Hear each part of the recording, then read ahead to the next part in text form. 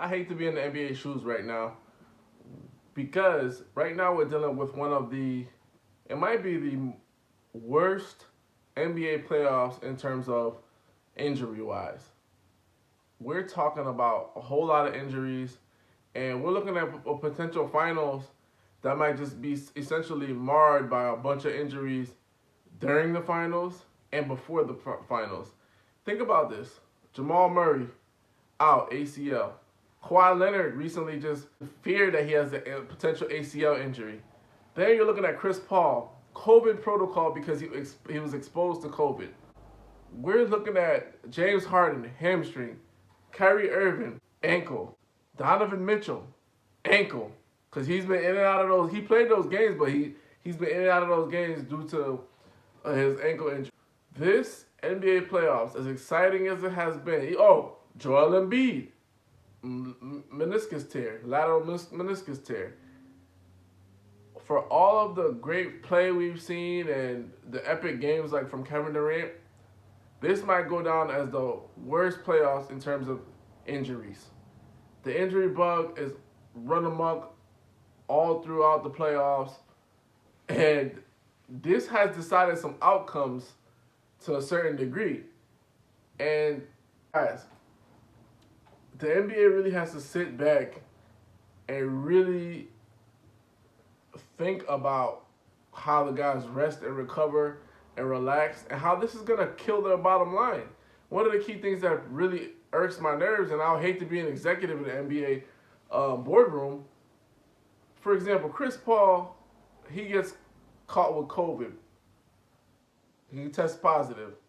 He's in COVID protocol for undetermined length of time.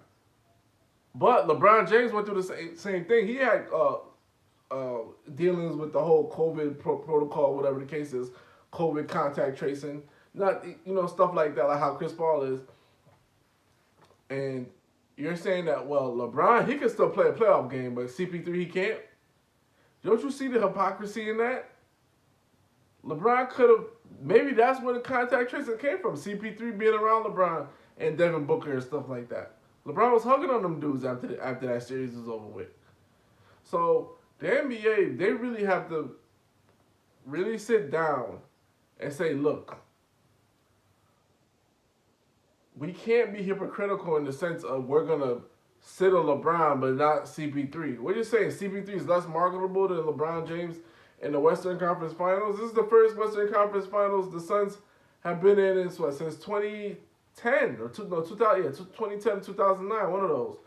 So you're saying that they're less marketable or something like that? You're going to give them the Heisman treatment, push them away and say, hey, CP3, he has to quarantine, but LeBron James can't? You can't do that.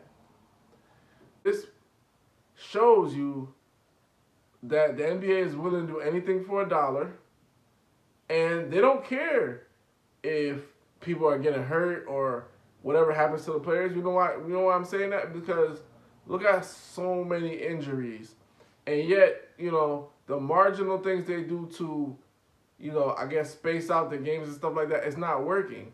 Too many guys have been injured this playoffs.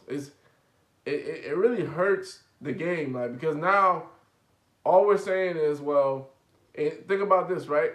Portland lost to Denver despite the injury, right? But now we're saying, like, all right, Phoenix won, but if Jamal Murray was there, would be a difference. Like, it's just too much of that. It's too much of that going on, and I hate to hear it. Like, I hate to hear it. But those are valid reasons as to why some of these series are going the way they are. But just imagine this. If Kevin Durant, if the Brooklyn Nets, they go to the NBA Finals, right? Go to the NBA Finals, and it's just Kevin and Kyrie or Kevin and James Harden, and none of those guys are 100%, we're not going to enjoy the finals as much. Because all that is going to be like a built-in excuse, like he didn't have this, he didn't have that, they didn't have this. If the Phoenix Suns start their series in the Western Conference Finals and CP3 still ain't there, that's all we're going to be talking about. Well, this is what happened with LeBron. LeBron still played. So the NBA has to get it together one way or another, because we're starting to see through the economics of everything. It's no longer NBA cares. It's just NBA cares that way. Who's Junction? Who speaks hoopla? Like, comment, subscribe.